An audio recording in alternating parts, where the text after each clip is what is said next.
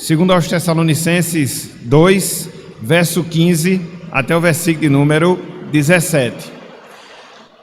Assim, pois, irmãos, permanecei firmes e guardai as tradições que vos foram ensinadas, seja por palavra, seja por epístola nossa.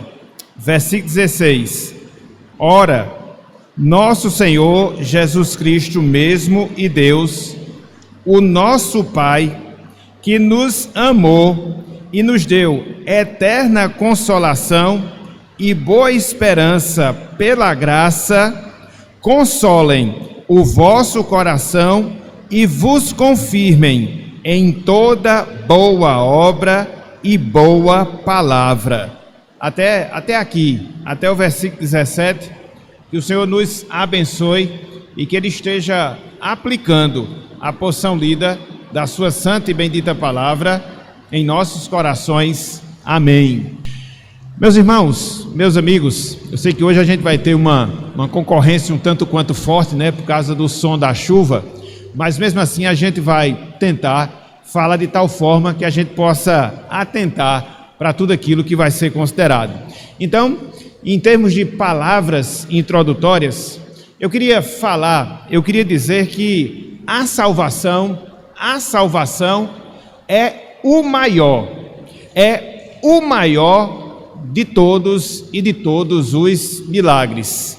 Vez por outra eu faço essa afirmação, vez por outra eu digo isso. Na verdade, eu queria que essa verdade ela calasse profundamente aos nossos corações. De tudo aquilo que a gente pode experimentar em termos miraculosos da parte de Deus, seja dos seus livramentos, seja da sua cura, seja da sua providência em nossas vidas, nada, meus irmãos, nada, minhas irmãs, se iguala ao processo de salvação. Por isso, ele é um processo e nós podemos resumi-lo como um processo sobrenatural, um processo milagroso que é operado especificamente por Deus, especificamente pelo Senhor. Não é sem razão, meus irmãos, não é sem razão, meus amigos, que para descrever o milagre da Bíblia, o milagre, melhor dizendo, da salvação, a Bíblia, ela usa várias figuras, a Bíblia, ela usa várias ilustrações.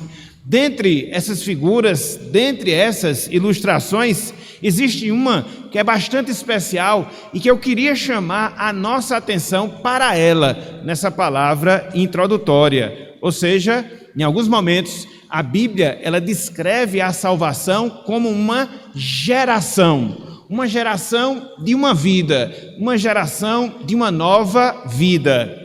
Lá na carta de Tiago, que não é o apóstolo, né, Kênio? Mas lá na carta de Tiago, no capítulo 1, versículo 18, o autor sagrado, ele se expressa assim, mostrando justamente a salvação dentro desse caráter dela representar essa geração de uma vida. Tiago 1,18, Tiago nos ensina, pois, segundo o seu querer, ou seja, segundo o querer de Deus, Deus, veja, nos gerou pela palavra da verdade, para que nós fôssemos feitos como que primícias das suas criaturas. Então, meus irmãos, meus amigos, a gente pode crer nesse fato. Que fato?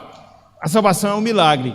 E para descrever esse milagre, dentre várias formas, a Bíblia afirma que a salvação é uma nova vida que Deus, o próprio Deus, Ele gera e gera em nós. Assim, nós entendemos que essa nova vida, que se constitui a nossa salvação, ela nunca, meus irmãos, meus amigos, passa despercebida. Não jamais. A salvação que Cristo opera, a salvação que Cristo ele realiza em nossas vidas, ela traz obrigatoriamente mudanças, transformações, que não só são sentidas na vida daquela pessoa que foi salva, mas também mudanças e transformações que são percebidas em relação às pessoas que estão à nossa volta, às pessoas com as quais nós nos relacionamos. É nesse sentido, meus irmãos, é nesse sentido, meus amigos, que a salvação ela é algo verificável. E por que eu estou dizendo isso? Porque nós podemos identificar se nós temos ou não a salvação. A gente pode identificar se determinada pessoa desfruta ou não da bênção da salvação. Eu não estou dizendo julgar, eu estou dizendo identificar, justamente por causa disso, dessas mudanças, dessas alterações que obrigatoriamente essa nova vida que é a salvação gera e gera no nosso viver. É interessante, meus irmãos, é interessante, meus amigos, que é justamente acerca disso que Paulo ele fala nesse texto que nós acabamos de ler. Segunda aos Tessalonicenses, capítulo 2, versículos 15 até o versículo de número 17. Conforme nós estamos considerando ao longo desses últimos domingos, desde o versículo 13, o apóstolo Paulo ele está louvando a Deus. O apóstolo Paulo ele está engrandecendo a Deus pela salvação dos irmãos que faziam parte da igreja lá na cidade de Tessalônica. Nós vimos em nossas meditações anteriores que havia, pelo menos por parte de alguns irmãos, certa desesperança em relação às suas vidas, em relação ao seu futuro. Por quê? Infelizmente, havia se disseminado ensinamentos errados que estavam defendendo que Cristo já tinha vindo e que Cristo já havia buscado a sua igreja. E os irmãos ficaram, pelo menos alguns deles, desesperados e ficaram a se perguntar e ficaram a se questionar: o que será de nós agora? Então, sabedor desse fato, sabedor dessa triste realidade, o apóstolo Paulo procura escrever àqueles irmãos com o objetivo de confortar os seus corações, e ele o faz nesse trecho agradecendo a Deus pela salvação que havia se dado em suas vidas. Não qualquer salvação, mas conforme nós vimos no versículo 13, uma salvação que foi fruto da escolha de Deus, que foi fruto do propósito de Deus em relação às suas vidas. Não qualquer salvação, mas uma salvação que se deu através dos meios que o próprio Deus disponibilizou. E vimos isso no final do versículo 13 e por todo o versículo 14. E não qualquer salvação, mas uma salvação que dá mostra, uma salvação que dá evidências, uma salvação que fornece indícios, comprovações que de fato ela é uma realidade em nossas vidas, que é o que nós iremos ver hoje com base nos versículos 15 até o versículo de número 17. Então, meus irmãos, meus amigos, na noite de hoje, eu queria que nós considerássemos alguns indícios, algumas evidências, algumas comprovações da salvação que são mencionadas, que são faladas pelo apóstolo Paulo entre os versículos 15 até o versículo de número 17. Eram evidências que comprovavam a salvação dos irmãos lá no passado. Irmãos para os quais o apóstolo Paulo escrevia, os irmãos lá da igreja em Tessalônica, mas também são evidências que servem para confirmar a nossa salvação, uma vez que nós já temos a experiência de que de fato o Senhor ele é bondoso. Então, o título da nossa mensagem, o título da nossa meditação na noite de hoje é Evidências da Salvação. Evidências da salvação. E aí, quando nós olhamos para esse texto, do verso 15 até o versículo 17, a gente chega à conclusão que há pelo menos 3 evidências, que há pelo menos 3 comprovações que são reais, que são experimentadas na vida do salvo, que confirma que de fato ele é salvo e salvo pelo Senhor. Pelo menos 3 dessas evidências, pelo menos 3 dessas comprovações. Então, na noite de hoje, eu queria que nós firmássemos a nossa atenção nessas evidências e nós pudéssemos estar aqui com atenção nesse texto, para que assim Deus esteja a nos falar, para que assim Ele esteja a confirmar a sua salvação nos nossos corações, no sentido da nossa compreensão, e saiamos, consequentemente, edificados na noite de hoje, através do ensinamento da palavra do Senhor. Então, fica a pergunta, então fica a indagação: quais são as evidências da salvação que nos são ensinadas? Quais são as evidências da salvação que são instruídas aqui por parte do apóstolo Paulo? Em primeiro lugar, meus irmãos, em primeiro lugar, meus amigos, a primeira evidência da salvação: firmeza espiritual. A primeira evidência da salvação: firmeza espiritual. Vejam aí a parte inicial do versículo 15, segundo aos Tessalonicenses, capítulo 2, versículo 15, a parte inicial do versículo 15, firmeza espiritual. Paulo assim nos diz: assim, pois, vejam, permanecei firmes. Assim, pois, permanecei firmes.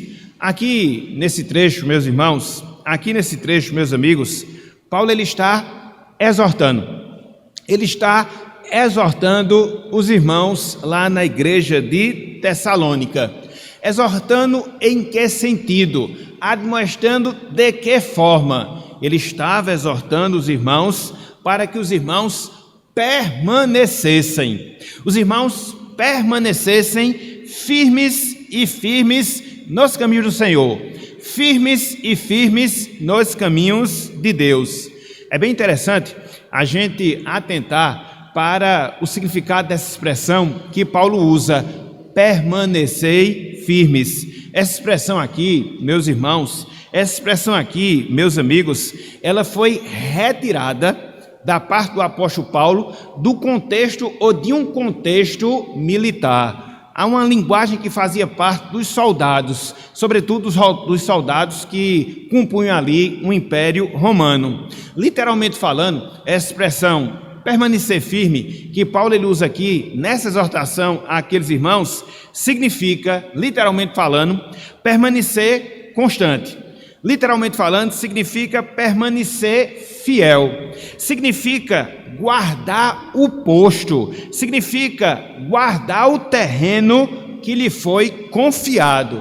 Então, Paulo repita essa expressão, que fazia parte dentro de um contexto militar, e aplica essa expressão a um contexto espiritual, mostrando que, em sentido espiritual, é isso que Deus ele espera de cada um de nós. Ou seja, que nós permaneçamos constantes. Ou seja, que nós permaneçamos fiéis. Ou seja, que nós guardemos o posto da nossa salvação que nos foi confiado pelo próprio Deus, que nos foi confiado pelo próprio Senhor. Então, quando Paulo chega e vem, quando Paulo chega e se dirige dessa forma, dessa maneira, em relação àqueles irmãos, Paulo, meus irmãos, Paulo, meus amigos, ele estava encorajando os nossos irmãos no passado, ele está nos encorajando, nós que somos crentes hoje, a quê? A permanecermos fiéis, permanecermos fiéis ao Senhor. Por quê? Porque eles haviam sido salvos para isso.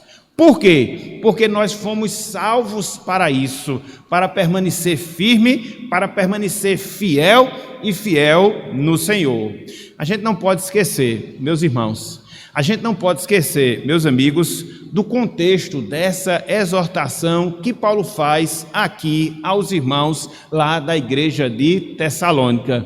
Conforme nós falamos nas meditações anteriores, os irmãos, eles estavam sendo assolados com falsos ensinos, conforme eu falei agora há pouco, que defendiam que Cristo já havia vindo e já havia buscado a sua igreja. Alguns irmãos estavam desesperançosos por causa disso. Se não bastasse esse fato, se não bastasse essa triste realidade, havia se disseminado uma grande perseguição por parte dos moradores da cidade de Tessalônica contra a igreja de Cristo ali naquele local, a igreja de Cristo ali naquela cidade. Então, havia dificuldades internas, falsos ensinos dentro daquela igreja, havia dificuldades externas, a perseguição dos inimigos da fé contra aquela igreja, e diante desse quadro terrível, Paulo chega para aqueles irmãos e exorta-os: meus irmãos, minhas irmãs, permaneçam firmes no Senhor. Eu sei que vocês estão sendo assolados por falsos ensinos. Eu sei que vocês estão sendo perseguidos por causa da fé, da fidelidade de vocês em relação ao Senhor. Contudo, não obstante essas lutas, contudo, não obstante essas dificuldades, uma exortação eu lhes faço. Que exortação? Permaneçam, permaneçam, permaneçam firmes, não arredem o pé, sejam constantes, guardem o bom depósito que Deus lhes confiou, permaneçam firmes no caminho e no caminho do Senhor. Meus irmãos, minhas irmãs, a firmeza espiritual é uma prova incontestável de quem é salvo. Guarda essa verdade no seu coração, guarda essa verdade na sua mente. A firmeza espiritual é uma prova incontestável de quem é e de quem é salvo. Para que a redenção de Cristo Jesus, para que a consumação da salvação que Cristo Jesus adquiriu por nós na cruz, ela venha a ser consumada completamente em nossas vidas, é necessário o quê, meus irmãos? É necessário o quê, minhas irmãs? Que nós apresentemos essa firmeza espiritual a qual Paulo ele está falando aqui nessa passagem. O fato de nós termos sido destinados para a vida eterna, e nós fomos destinados para a vida eterna. Nós vimos isso lá no versículo 13, que Deus escolheu, desde antes da fundação do mundo, nos escolheu para a salvação. É isso, meus irmãos, é isso, minhas irmãs, que nos dá essa condição de nós nos firmarmos, de estarmos apresentando essa firmeza que Paulo ele aqui exorta aqueles irmãos. Por quê? Fomos salvos pelo Senhor, fomos destinados para a vida eterna. Então Deus vai firmar os nossos passos até que essa salvação ela venha a ser consumada em nossas vidas. Há determinados fatores que procuram desestabilizar a nossa fé? Sim. Há determinados fatores que procuram nos afastar do caminho do Senhor? Não resta a menor dúvida. Existe o mundo que nos rodeia, existe o diabo que é o nosso arqui-inimigo, existe a nossa própria natureza terrena que muitas vezes quer nos fazer desviar do caminho do Senhor. Contudo, não obstante todos esses inimigos, a grande realidade é: Deus nos salvou, meus irmãos, Deus nos salvou, minhas irmãs, para que nós nos firmemos nos seus caminhos até a consumação da sua salvação. Isso é uma prova incontestável, isso é uma evidência cabal de quê? De que nós somos salvos. Às vezes a gente se depara com determinadas pessoas que, infelizmente, até são iniciadas na carreira cristã. Às vezes têm um conhecimento, pelo menos um conhecimento teórico da palavra de Deus. Foram constrangidas por uma razão ou outra de seguir a Cristo, até mesmo de se tornarem membros de determinadas igrejas, mas elas acabam não permanecendo fiéis ao Senhor. E o que é que isso mostra? O que é que isso comprova? Aquelas pessoas, pelo menos daquilo que a gente vê, não foram de fato salvas ainda. Mas nós não. Se nós temos essa realidade na nossa vida, se fomos de fato transformados pelo Senhor, se a obra da graça foi operada na nossa vida, se Deus gerou essa nova vida, tenhamos certeza de uma coisa: nós vamos nos firmar até o fim na nossa caminhada, na nossa carreira cristã. E é justamente por causa disso, meus irmãos, é justamente por causa disso, minhas irmãs, que eu, você, todos nós, temos essa responsabilidade. Que responsabilidade? A responsabilidade de cada vez mais, ao longo da nossa caminhada, de cada vez mais, ao longo da nossa peregrinação aqui neste mundo, de nós nos firmarmos no Senhor. Essa deve ser a grande meta espiritual que nós devemos ter em nossas vidas. Nós temos muitas metas, seja no sentido secular, seja no sentido estudantil, seja no sentido trabalhista, seja no sentido espiritual. E das metas que nós temos no sentido espiritual, a firmeza no Senhor deve estar no topo da lista. Deve ser o nosso objetivo, deve ser a nossa finalidade de vida, enquanto vida nós estivermos. Por quê? Porque é essa firmeza que nos fará perseverar até o fim nos caminhos e nos caminhos do Senhor. Uma vez que Deus já nos salvou, uma vez que em Cristo nós fomos transformados, agora Deus nos capacita a que nós nos firmemos cada vez mais ao longo da nossa vida e a gente possa completar a nossa carreira e, enfim, nos encontrarmos com o Senhor na glória celestial. Nós temos o recurso do Espírito Santo que está em nós. Nós temos o recurso da palavra, nós temos o recurso da oração, nós temos o recurso da comunhão cristã, nós temos o recurso dos sacramentos, sobretudo da Santa Ceia, e todos esses elementos, eles servem para quê? Fortalecer a nossa fé, nos firmar, para que assim a gente possa completar o plano que Deus reservou para cada um de nós. Então, meus irmãos, minhas irmãs, não deixe o seu amor por Cristo esfriar, não jamais. Não deixe a sua piedade enfraquecer, não jamais. Não deixe que a obediência à palavra, ela se enfraqueça na sua vida, também não. Pelo contrário, firme-se cada vez mais no Senhor. E assim você vai comprovar que você é uma pessoa salva em Cristo Jesus, para a glória do nosso Deus. Para a glória do nosso Deus. Então, nós temos a primeira evidência, nós temos a primeira comprovação da salvação, a saber, firmeza espiritual. Contudo, quando nós olhamos aqui para esse texto, quando nós olhamos aqui para a passagem, a gente percebe que há uma segunda evidência, uma segunda comprovação da nossa salvação. Se por um lado, conforme nós vimos,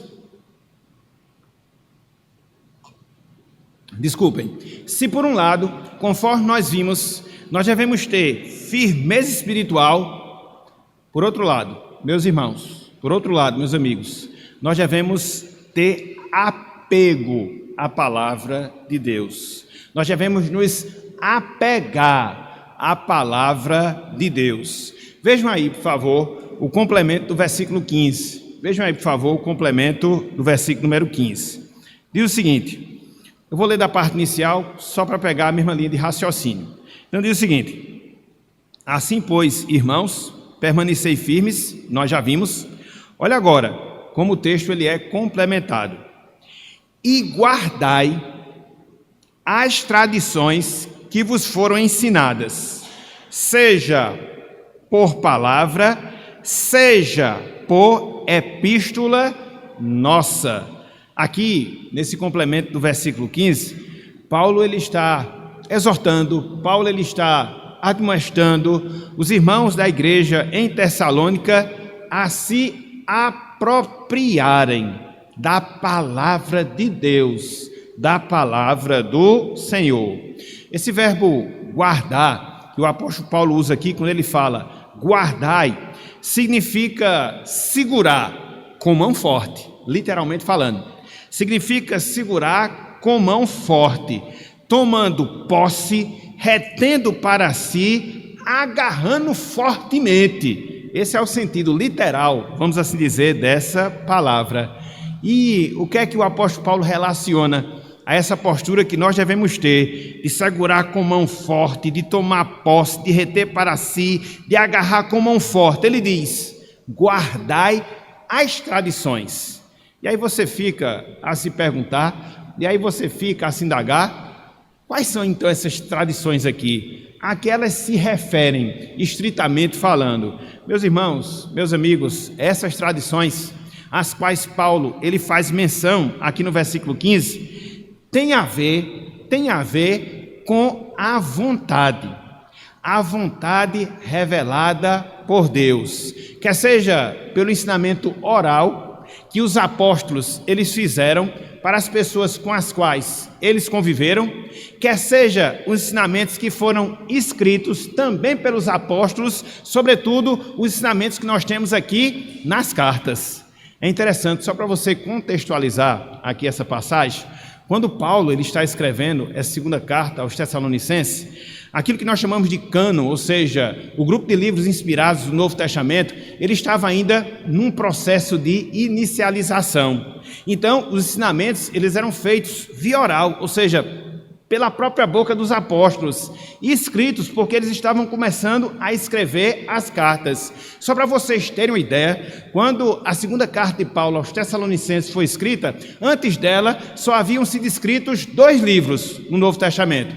A primeira carta aos Tessalonicenses e a carta que Paulo escreve aos cristãos lá da região da Galácia. Então, havia ainda todos os outros livros do Novo Testamento que seriam escritos. Então, aqui, repito, quando Paulo ele fala, guardem as tradições, ele está dizendo, guardem a vontade de Deus revelada aos apóstolos através dos seus ensinamentos orais, os ensinamentos também escritos que os apóstolos eles estão fazendo, sendo utilizados por Deus, sendo utilizados pelo Senhor. Então, em termos gerais, o que Paulo quer aqui nesse trecho, o que Paulo quer aqui nessa passagem, é que os irmãos de Tessalônica eles não se apartassem, meus irmãos, eles não se apartassem, meus amigos, de tudo aquilo que Deus estava revelando, de tudo aquilo que Deus estava mostrando através dos seus servos, os apóstolos. É interessante, mais uma vez, a gente recordar esse contexto no qual foi escrito a segunda carta de Paulo aos Tessalonicenses. Conforme nós vimos, haviam 2 grandes problemas que aqueles irmãos estavam vivenciando. Um deles era a perseguição que vinha de fora, dos inimigos do Evangelho, e o outro deles era interno, ou seja, a disseminação de falsos ensinos.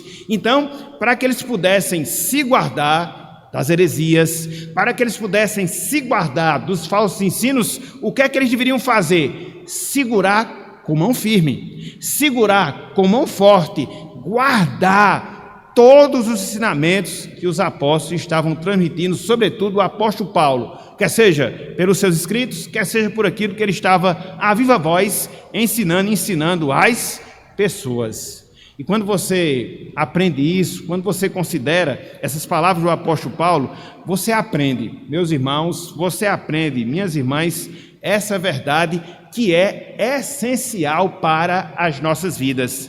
E que verdade? O apego à palavra de Deus, ela é uma evidência na vida de quem é salvo. O apego à palavra de Deus é uma evidência na vida de quem é salvo. Afinal de contas, meus irmãos, afinal de contas, minhas irmãs, a Bíblia, ela é tudo, absolutamente tudo para nós. A Bíblia é fonte de consolo, que conforta os nossos corações em momentos de tristeza, em momentos de dificuldade, em momentos de tribulação, em momentos de adversidade. Não é ela que faz esse papel? Não é ela que cumpre essa missão de confortar o nosso coração através da ação do Espírito Santo? Toda certeza é. Mas não só isso, a Bíblia ela é eficiente para nos conduzir em meio às nossas dúvidas, em meio à nossa ignorância espiritual, e ao longo da nossa caminhada cristã, não são poucos os momentos, não são poucos os instantes em que a gente acaba sendo assolados com muitas dúvidas. O que fazer para cumprir a vontade de Deus? Qual passo eu devo dar? Qual atitude eu devo ter? Então, ela é como um guia que vai iluminando o nosso caminho e vai mostrando toda a vontade de Deus em relação à nossa vida. A Bíblia, meus irmãos, a Bíblia, minhas irmãs, é o nosso alimento espiritual. É aquilo que nos fortalece.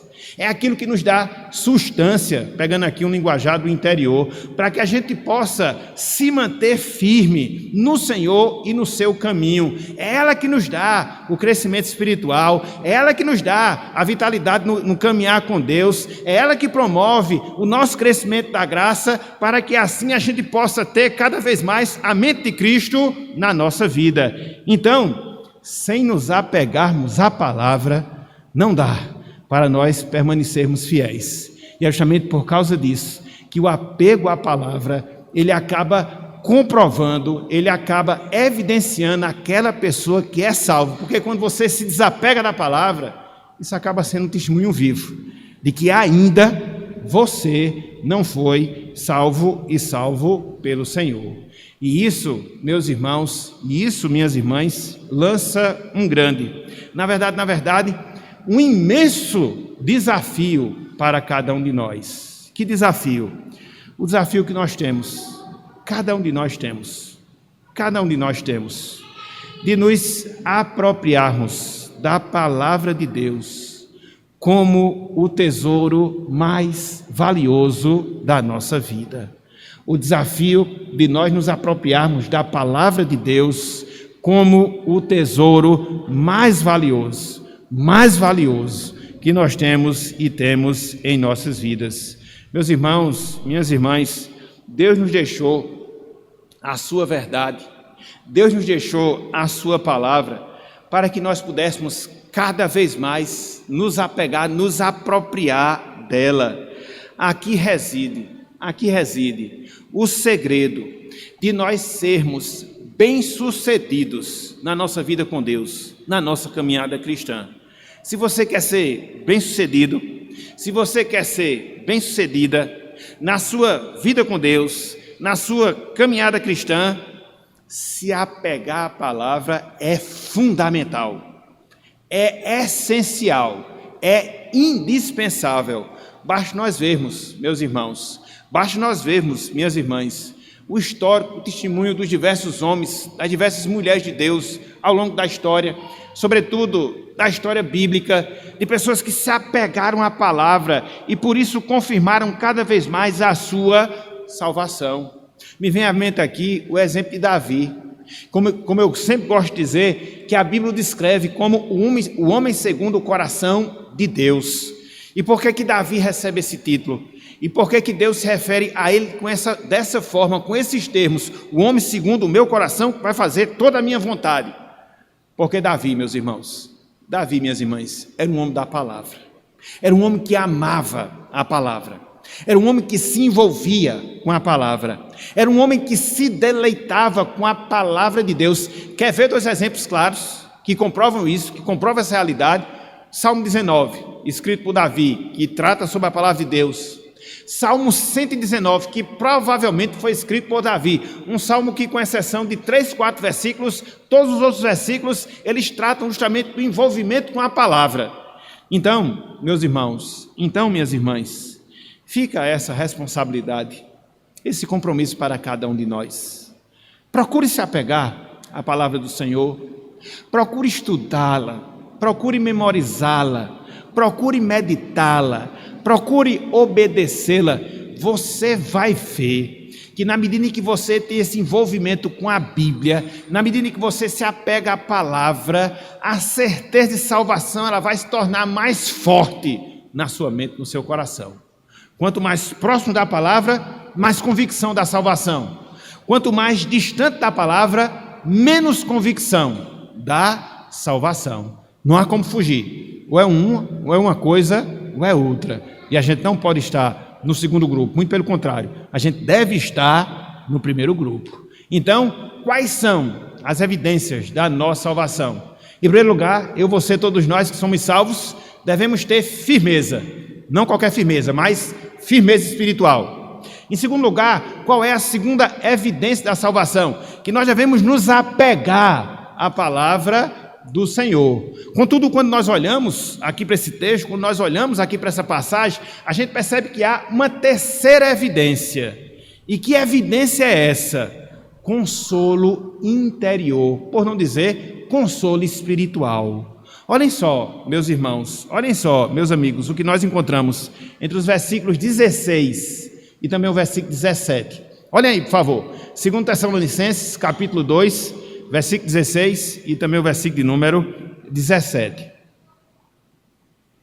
Diz o seguinte: ora, nosso Senhor Jesus Cristo, mesmo Deus, o nosso Pai, que nos amou e nos deu eterna consolação e boa esperança pela graça, consolem o vosso coração e vos confirmem em toda boa obra e boa palavra.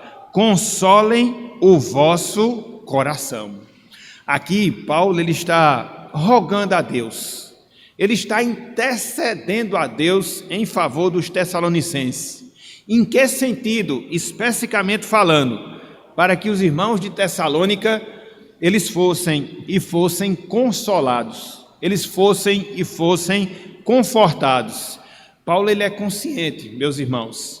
Paulo ele é consciente, meus amigos, das angústias, das tribulações, das adversidades que aqueles irmãos lá na igreja de Tessalônica eles estavam atravessando por causa do evangelho.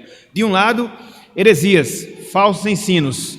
Por outro lado, a perseguição dos inimigos da fé. Então, o coração deles estavam desestabilizados, estavam desconfortáveis. E por isso, através dessas palavras, na verdade, por isso, através dessa oração, Paulo ele pede para que Deus confortasse, consolasse o coração daqueles irmãos.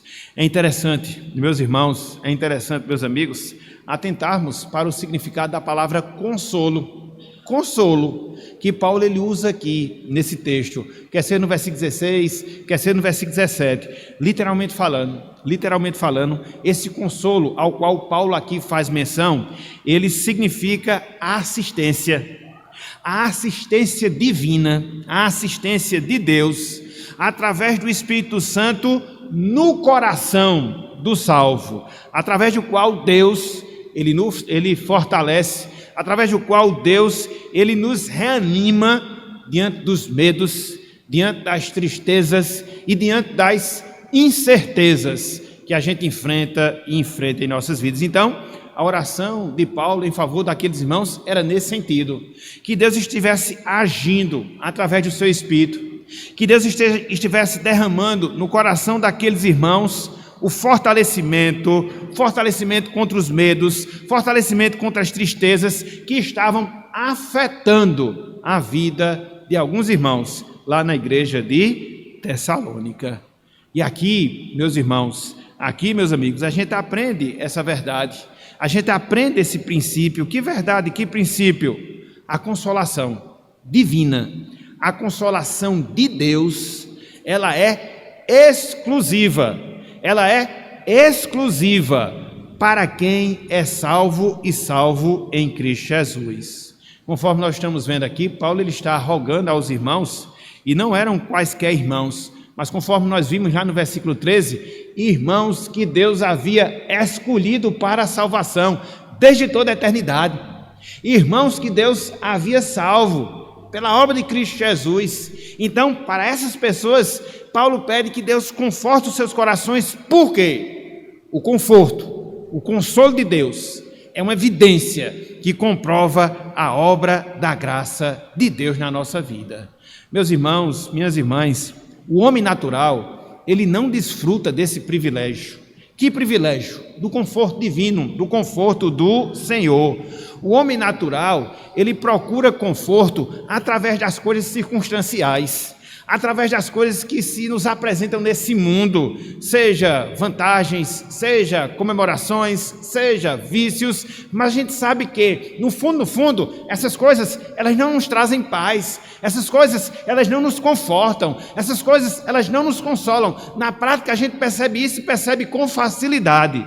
Por isso, eu digo, somente para nós que somos salvos, para nós que fomos redimidos por Jesus Cristo, a consolação divina se torna uma bendita realidade.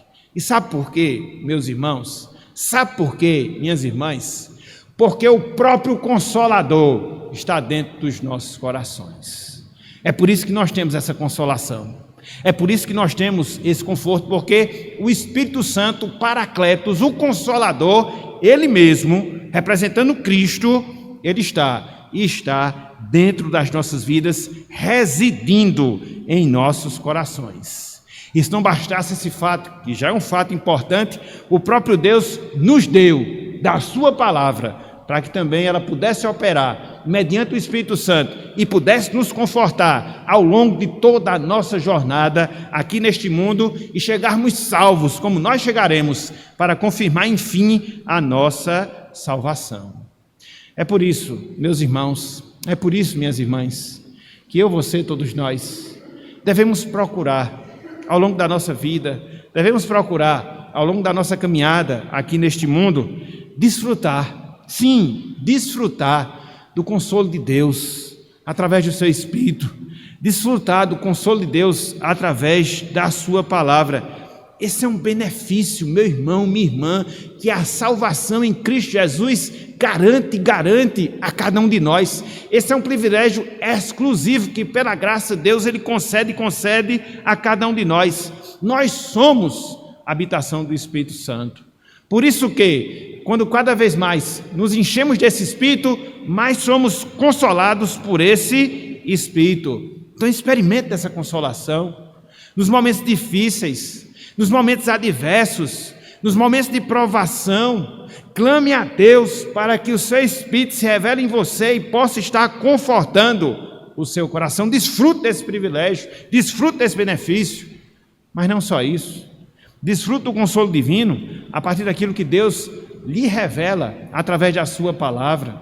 As Escrituras, elas cumprem essa função de estar consolando o nosso coração, de estar animando a nossa alma, de estar revigorando o nosso espírito, para que a gente possa seguir adiante. A gente sabe, todos nós nós temos experiência nisso. A jornada cristã não é fácil. O próprio Senhor falou: neste mundo tereis aflições, mas Ele complementou: tende bom ânimo, eu venci o mundo. Então, nós temos o remédio de Deus para enfrentar toda e qualquer crise que porventura tente nos abalar ao longo da nossa caminhada cristã. Temos o Espírito Santo e temos a palavra do Senhor. Olhem só, meus irmãos, olhem só, minhas irmãs, amigos e amigas, o que o apóstolo Paulo nos fala. Vou pedir que vocês, por favor, abram suas Bíblias, lá em Romanos 15:4.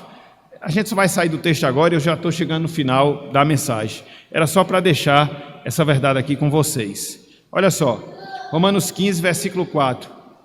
Veja a função consoladora das Escrituras para com as nossas vidas. Paulo diz: pois tudo quanto outrora foi escrito, para o nosso ensino foi escrito. Romanos 15:4. Romanos 15:4. Eu vou repetir, porque alguns estão abrindo para poder pegar e acompanhar conosco. Ele fala: pois tudo quanto outrora foi escrito, para o nosso ensino foi escrito. Veja a finalidade de Deus ter nos dado a sua palavra. Olha só, a fim de que, pela paciência, e veja, e pela consolação